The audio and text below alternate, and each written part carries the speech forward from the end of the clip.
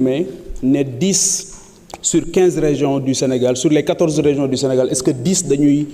dañu nar a dugg fi mu ne nii ci xiif bu métti muy insécurité alimentaire est-ce que loolu dafa nekk ci yoon déet waaw wala déet monsieur le ministre est-ce que tey jii secteurs yi nga xamante ni dañu waroon a relancer suñu économie muy une véritable stratégie de relance de l'économie lu ci mel ni le BTP ndax mën nañu xam loi de finances rectificative bi les détails des sommes destinées au remboursement de la dette intérieure du BTP et surtout les délais de mise en œuvre beneen bi mooy est-ce que LFR bi dina prévoir des investissements au niveau des infrastructures parce que bâtiment bi li ci aju dafa bari te tey bâtiment boobu xam nañ ne taxaw na homme d'affaires yi nga xamante ni ñoo ci waroon a nekk di ci liggéey ku ci xëyul primature rang bay bëgg a dee pour gis le premier ministre ñu boole la ak un CT boo xamante ni du mën a jël en charge ses préoccupations ku ci loolu dalul yaa ngi buntu DGID avec un harcèlement fiscal qui ne dit pas son nom wala soit nga jël say bagages génn Sénégal loolu mooy la réalité la triste réalité aujourd'hui donc jàpp naa ne aujourd'hui LFR bi dafa waroon a ñëw sur une véritable stratégie de relance de l'économie et ce n'est pas le cas malheureusement donc dañu gis benn absence d'ambition de vision boo xamante ni jéggi na dayoo donc malheureusement dañu nekk di confondre stabilité et immobilisme am na honorable député bu ko wax léegi ne on a reçu les satisfactions du FMI justement dañ doon reprocher régime yi fi jaar ne ku fi bëgg ngërëmal banque mondiale ak FMI mooy sa réew du dem ci kanam et aujourd'hui malheureusement damay dégg ay députés yoo xamante ni révolutionnaire entre guillemets yuy wax ne FMI ak FMI félicité nañu c'est incroyable c'est pas possible justement félicitations yooyu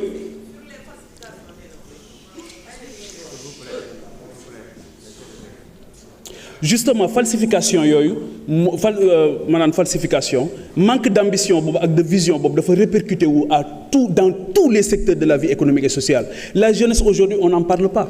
jeunesse bi kenn jëlul ay ses préoccupations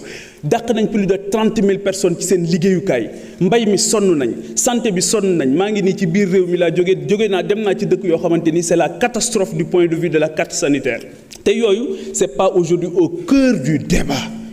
yokku leen yitte yi yokku leen taxawaay bi yokku leen jàmbaar gi gën leen a wàcc ci terrain bi gën leen a liggéey parce que tey jii franchement ñi may dégg ñuy wër ci plateau de télé yi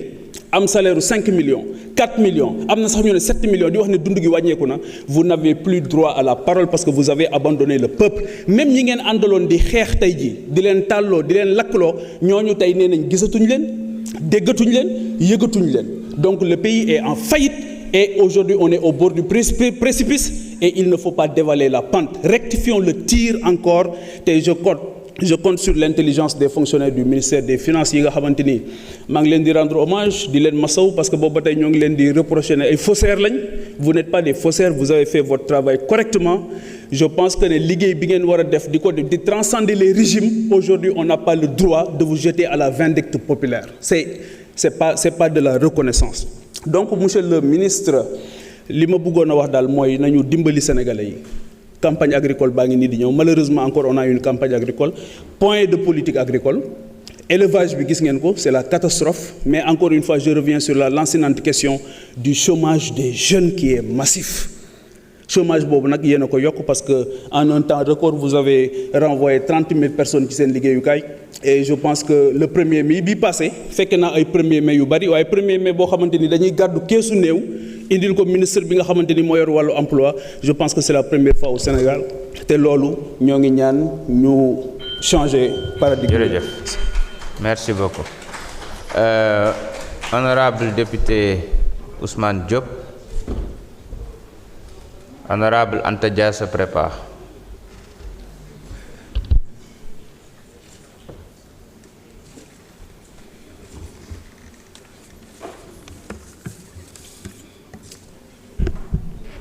A'ouzou billahi minash shaitani rajim. Bismillahir rahmanir rahim. Merci Monsieur le Président, Messieurs les ministres.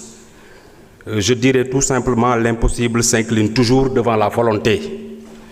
Monsieur le ministre, nous éprouvons toujours du plaisir à vous recevoir ici, à l'Assemblée, puisque la femme adage bu wax ni tout ce que se conçoit bien s'énonce clairement et les mots pour le dire arrivent aisément. Yow defoo du tâtonnement. Le Sénégal a assez perdu de temps sur du tappale mais nit ñi léegi dañoo yeewu xam nga boo ñëwee di wax loo xamante ni si nii taxaw fii nii di dem ci ay émission wala di wax loo xam ne taxawul loolu yow lay engagé dama bëggoon wax ni rek il faut toujours oser dire la vérité à la population. Or la vérité moom mooy lan mooy l'accord, l'adéquation, la conformité entre un discours et ce qui est réellement li am xam nga moom mooy lan. En 2024, le Sénégal a été autorisé à emprunter 4 556,9 milliards. Mais le déficit réel était de 2 362,5 milliards. Yi nga xamante ni si nii la différence a servi à payer d'anciennes dettes trouvées sur place et cachées par l'ancien régime. Loolu moom mooy wax ci il faut dire la vérité à la population sénégalaise. Beneen bi moom mooy en 2025 les autorisations d'emprunt s'élèvent à 5 714,5 milliards pour un déficit de 1 659,9 milliards. Là encore, plus de 4 000 milliards servent à rembourser d'anciens prêts. Xam nga wax ji moom mooy lan monsieur le ministre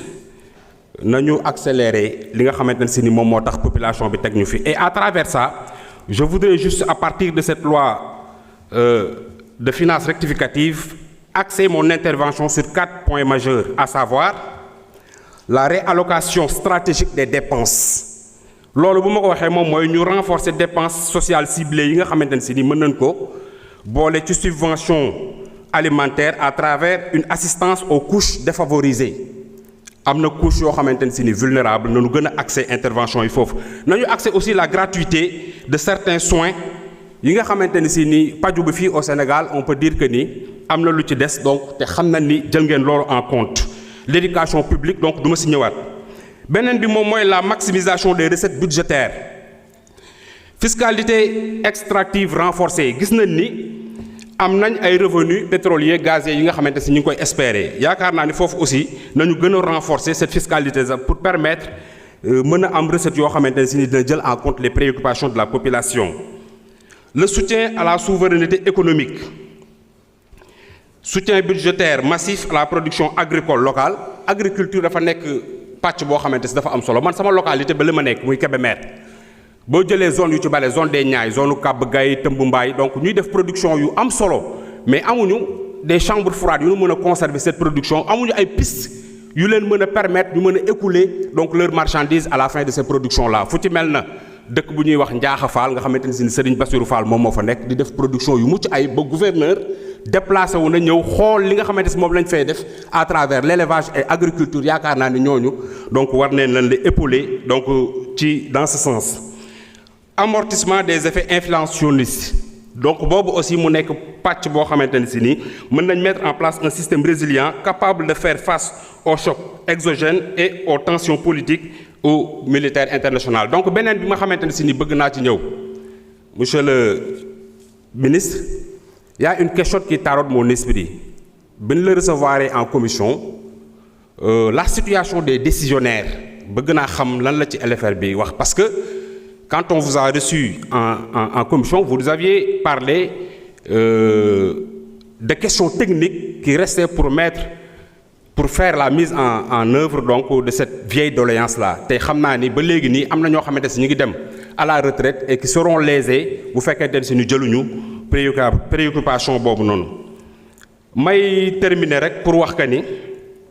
dafa am benn adage bu wax ni il suffit de vous inculquer l'image de l'être que vous voulez devenir pour que s'opère graduellement en vous la transformation souhaitée. Transformation Sénégal Vision 2050 moom mooy suñu référence te on est sur la bonne voie inchallah. On vient juste de me signaler que ni Sénégal dina bokk na ci pays yi nga xamante si day intégrer la Banque asiatique d'investissement pour les infrastructures. Bravo à ce régime, je vous remercie. Jërëjëf. Anta Dia, vous avez la parole. Alphonse Mané Sambou se prépare.